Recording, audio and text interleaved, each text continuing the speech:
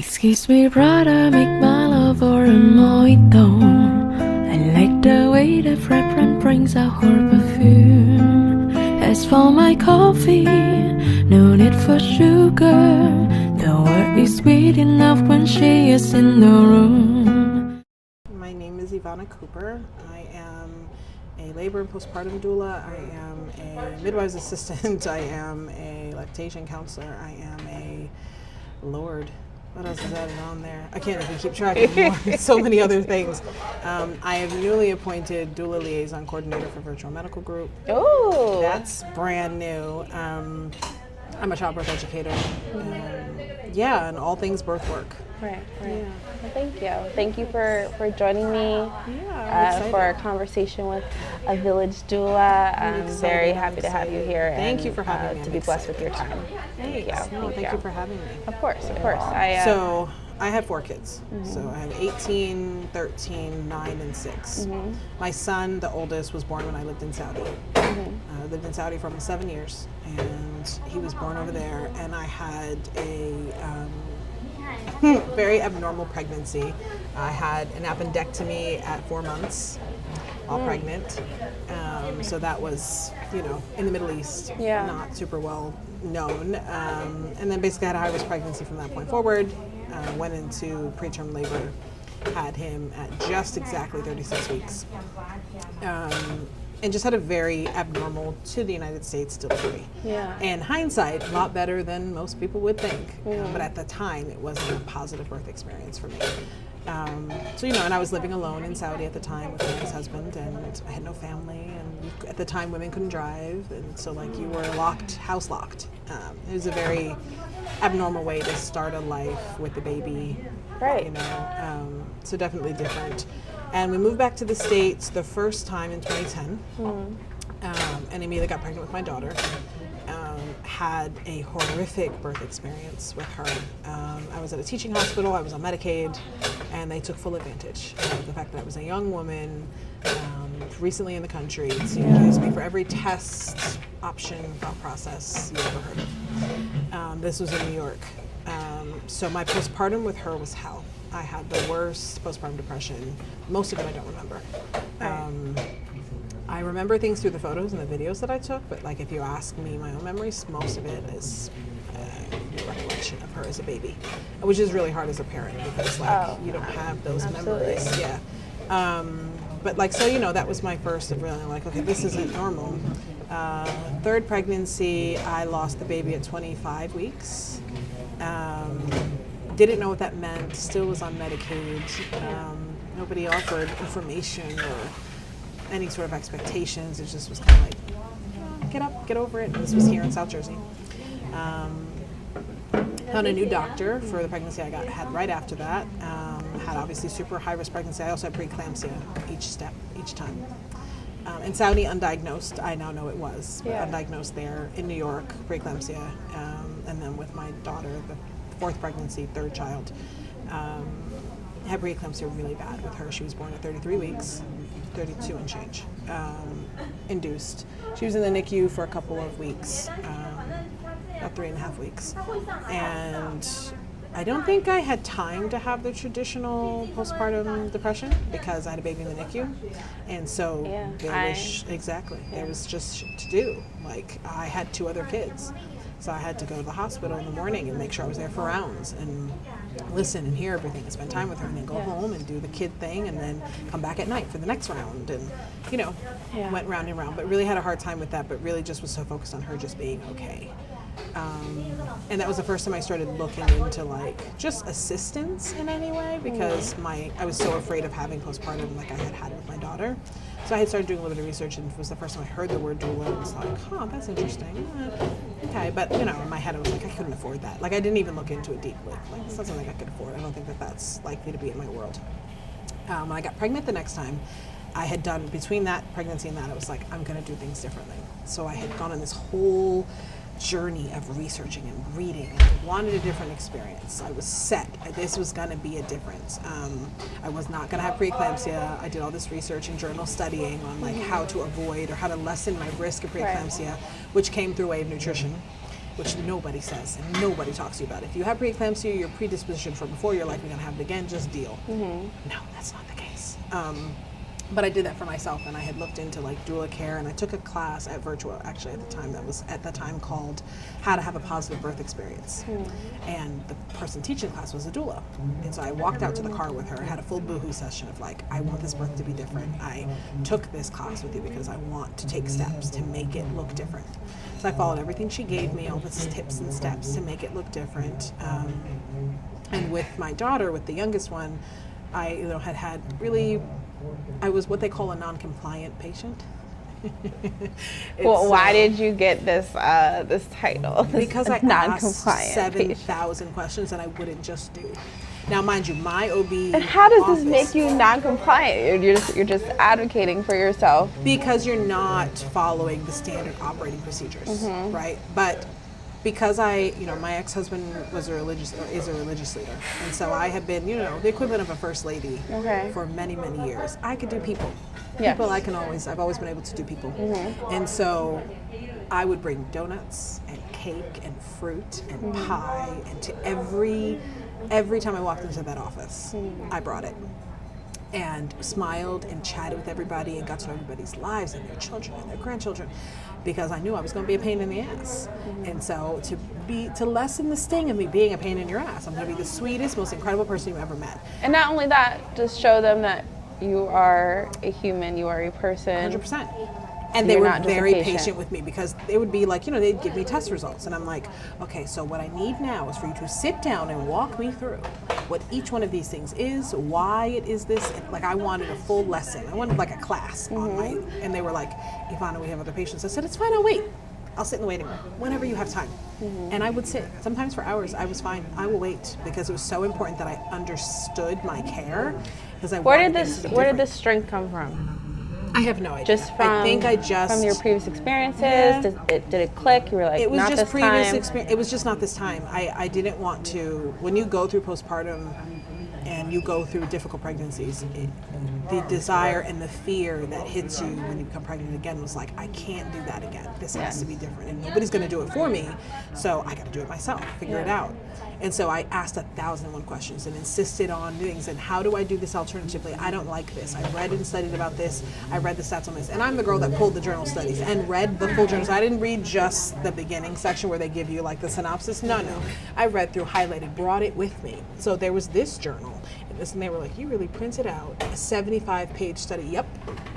I read through it, so like I have questions, but at the same time, this was the results of said study, so I think I wanted to take my GBS test abnormally. I wasn't going to take it with the drink. Listen, I'm impressed. Like, all of this. I want to have you on my team. I took all of this stuff. I was like, I'm just not going to do this this way. I want it to be different, and for no other benefit but for myself. Like, this is what I need. So I chose the tiny, tiny practice for that reason. And so I said to one of them, listen, I want to have a different type of birth. And this is pre-COVID. And I was like, I want to have like 6 or 7 people in my room.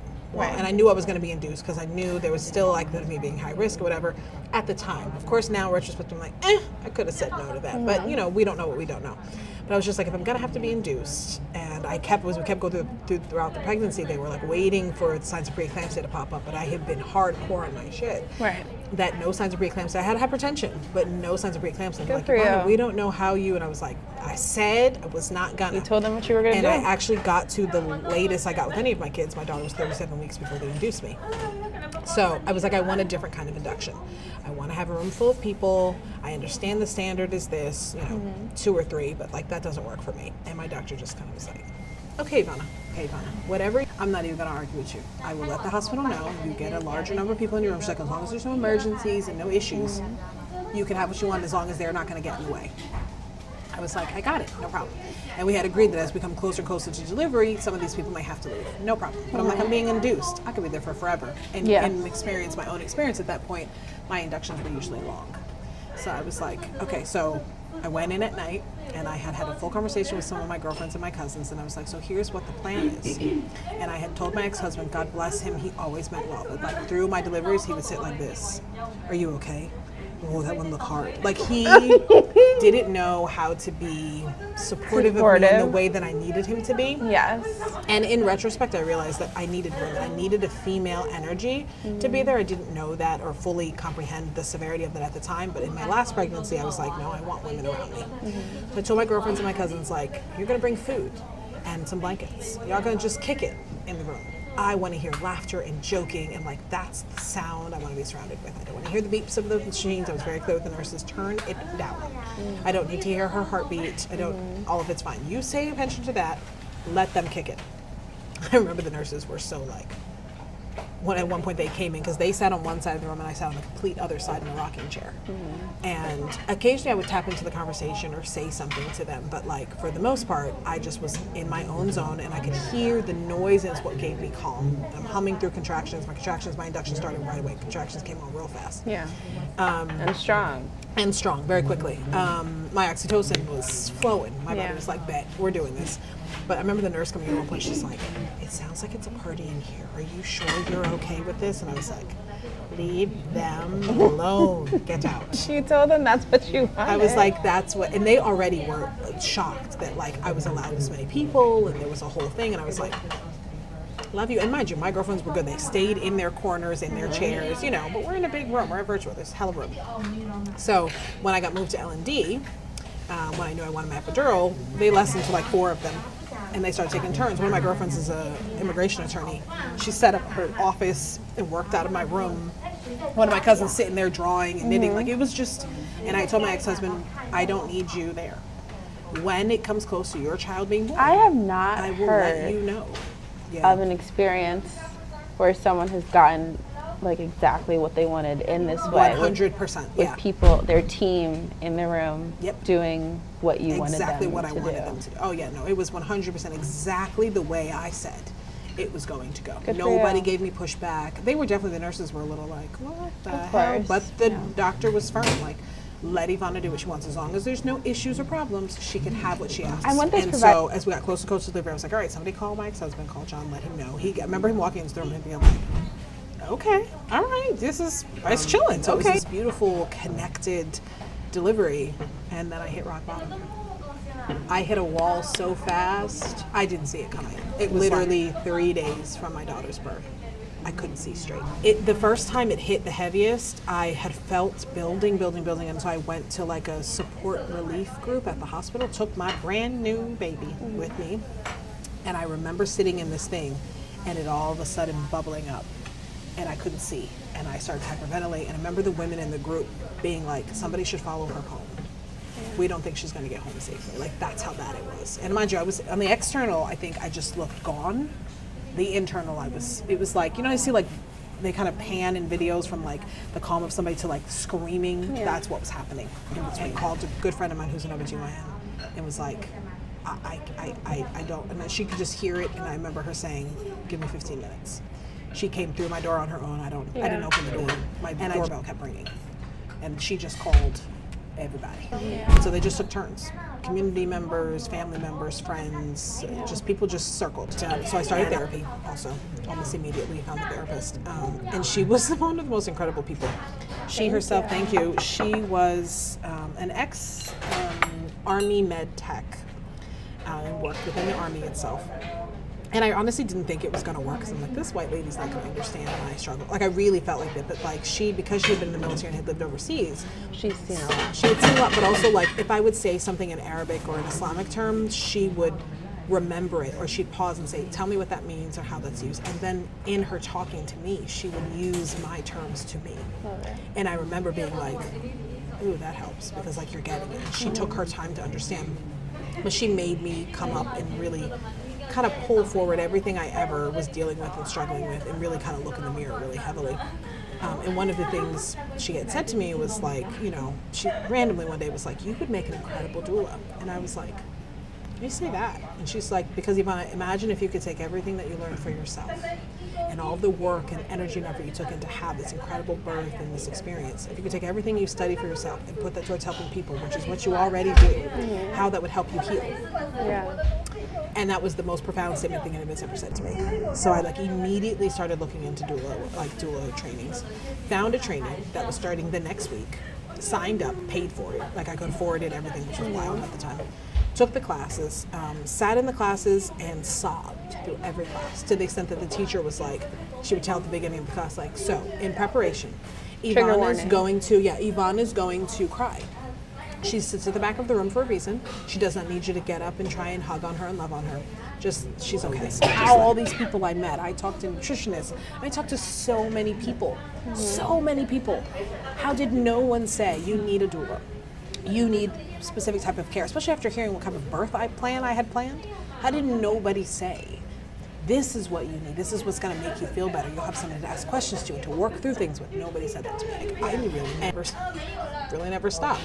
I'm at client 289, 290 maybe, where I was like, part of my journey in this work has been to drop all that ego. Because I definitely started off with like, I'm gonna be able to help and save all these people from all the things I struggled with. Okay. I had to drop it because of my entire being, my entire livelihood, my brain, the way my cup got filled was in the estimation that my presence was going to be this profound, the end all be all for them. So that like I needed hobbies and friends and joy in multiple other spaces, because that could not be what filled my cup. Could it make me happy and bring me some joy? Sure. But could it be what my entire persona, my entire life was? Absolutely not. So what's one thing? That's new. I didn't used to do that. I have some really good, really close girlfriends that, you know, like to be outside in the city and very happily will grab me by the hand and be like, you're not doing anything tonight, come, you know, let's go dance on the Mushalu tonight. And as a people, we're learning in a way that the generation before us hasn't, that in order for us to be able to do better and be better for the next generation, it's requiring us to really look all of this. Right. But our generation is doing self-work and healing work in a way that I don't think any other generation has done yet. Right. We're focused, we're aware, or we're trying to be, and we're doing everything we can because we want something different. I think there's always in this birth work, you know, trying to figure out what your trajectory is, like where you're going, how do you guide your business long term. This work is very isolating. It's very solitary. Unless you really understand and learn to work within community and you find a community that you can. But as a general state, this is solitary work. You're not usually in a team of people. It's you and your client, you know. So you're kind of on your own to manage each setup and system. And those who are not meant for this work will burn out, which is soul work. People do it because it sounds good and it's new, and you know, they take the training like, I feel like I could do that, I feel like I would be good at it, and then they go, yeah, that's not, I don't think I was ready for that. It's soul work. It requires you to be all in in every way, shape, or form. So the natural trajectory in my mind was midwifery, and so I took my birth assistant training with Black birth workers, and I love that. I've always loved the scientific, technical side of things. Okay. And so I actually was in school with the consideration of nursing for a little bit. Yeah. I was like, I think I want to be a nurse. I think I want to be a labor and delivery nurse. I feel like I want to work within the system to an extent, and so I feel like I could do a really good job at that because I like the IVs, and I like being able to do, I love understanding the science. I felt like I could do that. But the more time I've spent in births, I realized that I would have a hard time sticking to the rules. And so therefore I dropped that and was like, that's not for me. So then I transitioned to, all right, let me try birth assistant work before I fully jump into midwifery. Is that something I even want to do? Because I always say I like the emotional part, the emotional component, the tying together that doula work brings. The midwives in the community are trying to convince me otherwise, so we'll see what comes down the line. But I love it. I love doing birth assistant work. It's so much fun. It's such a different capacity of birth work. I have to remind myself when I'm in that space, like, you're not a doula, you're the birth assistant. So a midwife's assistant is assisting the midwife. So you are charting, you are taking stats, you are checking blood pressures and heart tones, you are ensuring that you stayed on top of their water intake, how often they're peeing.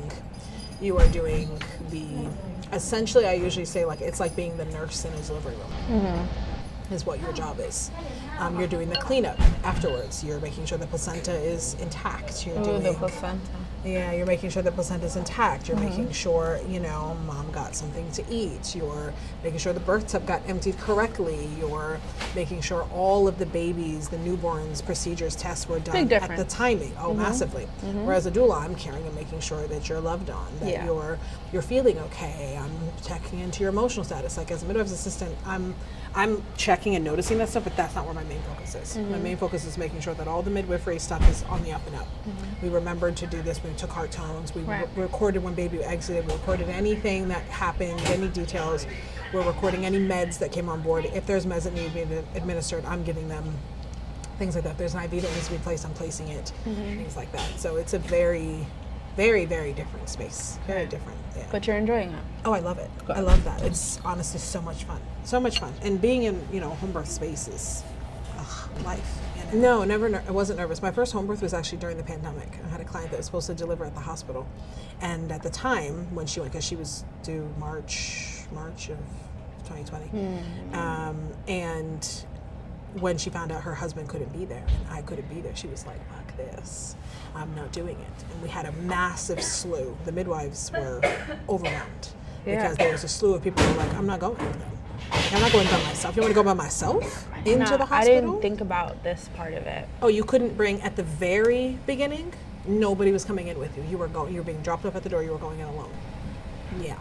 So she was like, "I'm not doing it." And so they immediately switched. They had me connect them with the home birth midwife, and they immediately switched to having a baby at home. They were firm. She was firm. "I'm not doing it without you all. It's not happening. I'm cool."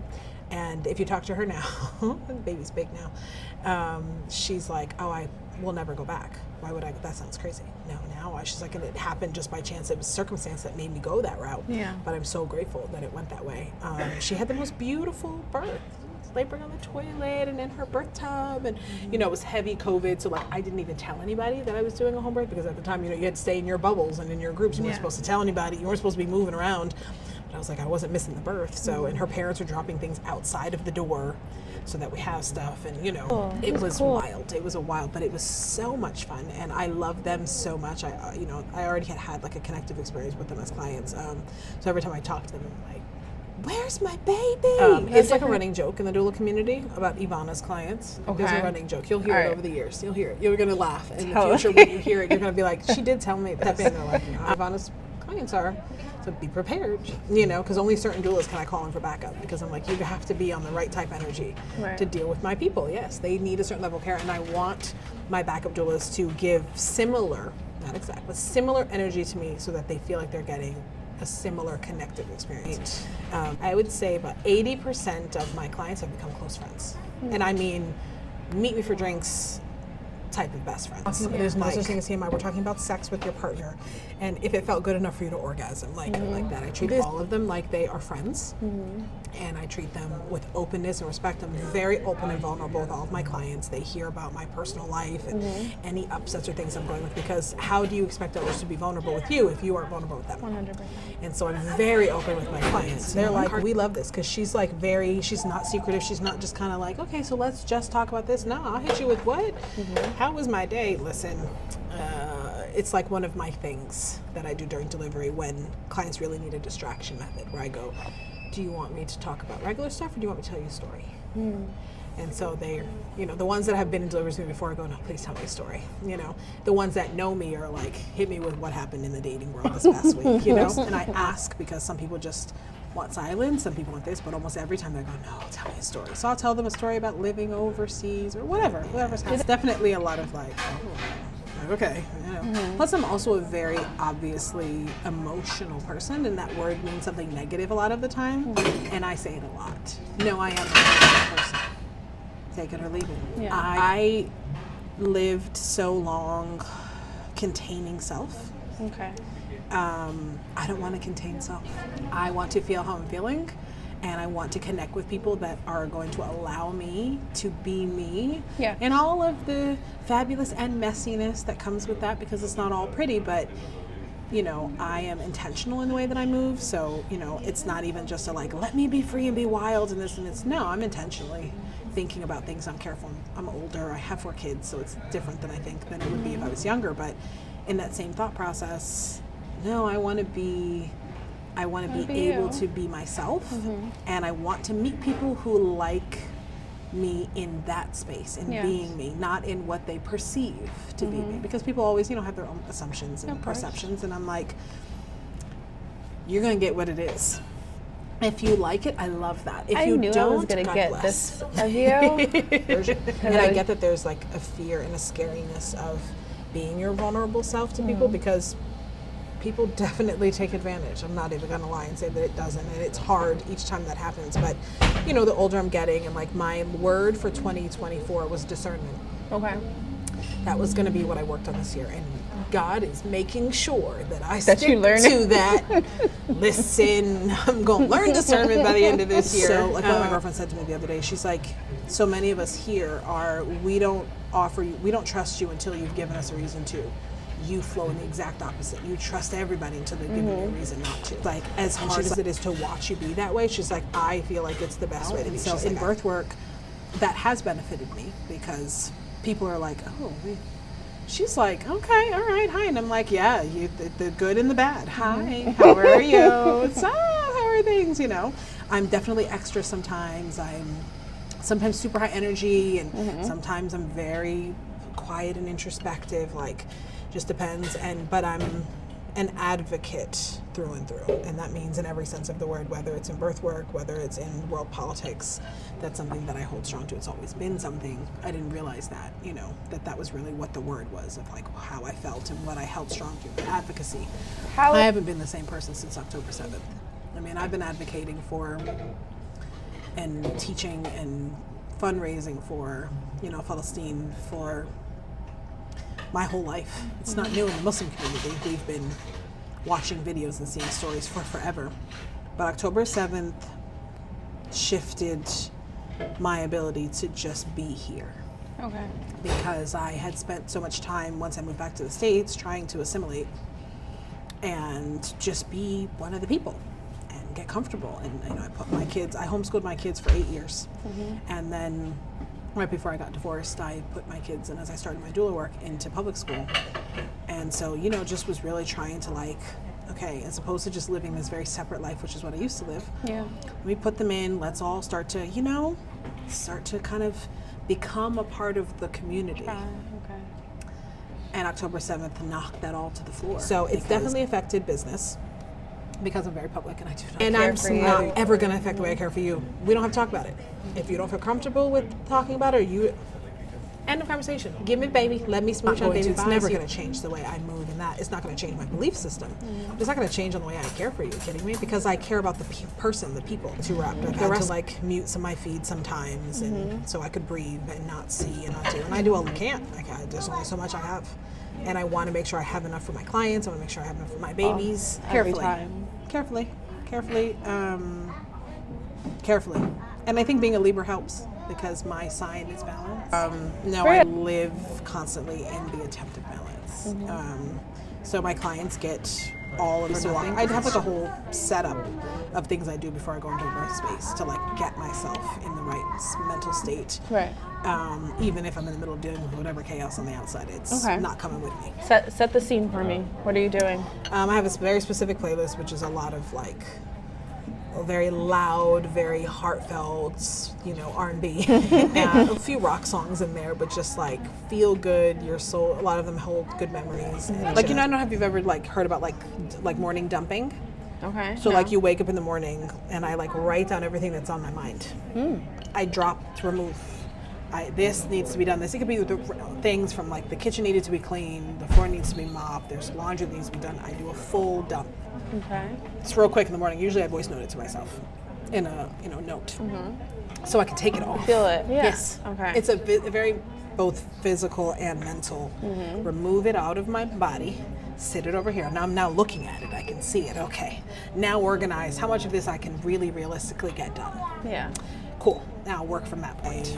And very much try to start the day on very bright notes. I look at that list and think of like, okay, this is good. And I look back on yesterday. It's like, oh, I did get these. Oh, this is good. I got a little more done than I thought. Yay! You know. And that tends to be how I begin. So I do a similar process when I'm in the car on the way to a birth. I start dropping yes, this is stressful, we're gonna come back to it. Put this down, put this down, put this down, put this down. Take some I do a lot of deep breaths, a lot of breathing practice. But yeah, I just spend that time like letting go and walk in with this big smile, like ready, like I'm here for you, yay. And I truly am excited though. I always walk into a birth with like adrenaline rush, like yes, this is gonna be great. And I've also gotten better about my practice, about when I arrive at the hospital, kind of timing it better. You know, baby doulas.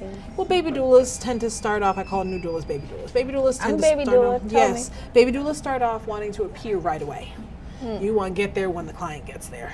You feel like you need to be there as soon as they arrive and that you need to stay. Because if you get there too early, you burn out. You're in there and you're on. And then by about 12 hours, you're going to be exhausted. And at that point, I always tell my clients, like, I'm not a doula that gives myself a set time limit. Like some doulas are like a maximum 12 hours and it's longer. I tell them I don't come until you're in active labor. Now, I always let them know active labor is different for each person. So we are in communication from the moment you think you're in labor until the support requirements are. I've had this conversation with them in prenatals. We talk about it, and they're like, "No, that makes sense." So my goal is to arrive be with you for 12 hours or less. And so I'm aiming for that. So I'm trying to meet you there when you're needing support. Post-COVID nonsense, I can easily come and go. You know, where they're not going to give me a hard time. That works. And most of my clients are very like, okay, yeah, that works. And I'm like, and my phone's not off. If you want to call me 75 times while we're on the phone, you know, while you're there, you call me 75 times. Yeah. It's easy. I'm the only Evana in any amount of distance. So even if you just search my first name, the only thing pops up is my business page. But I'm Evana Births at gmail.com. Or www.evanabirths.com. My phone number is public. All my stuff is visible. People that want to reach me are like, "Oh, it's so easy." Yep, it's easy to find me. So I think kind of focusing on the importance of doula care, especially in BIPOC community. The BIPOC communities is something that we need to, do more with and work together and kind of come together as a community of birth workers because we're the only people that understand each other.